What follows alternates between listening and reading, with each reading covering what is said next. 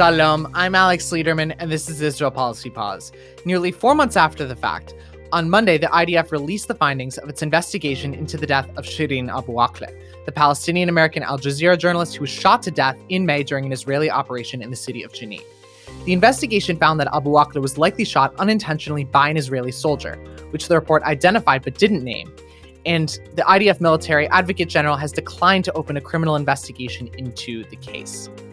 The report is also consistent with the U.S. investigation facilitated by the U.S. security coordinator in Jerusalem, which also found that Abu Akleh was likely killed unintentionally by Israeli fire, despite an inconclusive ballistics test it conducted on the bullet that killed her.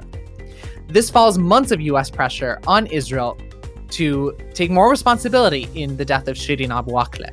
Recall that in the tragedy's immediate aftermath, then Prime Minister Bennett rushed to blame Palestinian militants for her death despite no evidence to back up the claim.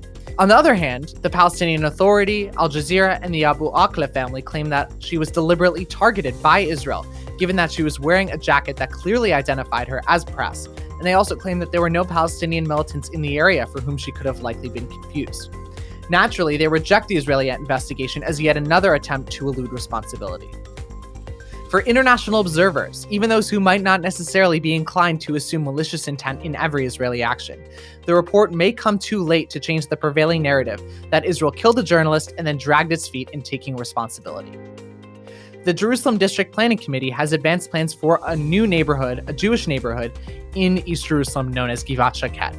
The plan, which is yet to receive final approval, will consist of 700 housing units north of the Palestinian neighborhood of Beit Zavafa adjacent to the Green Line.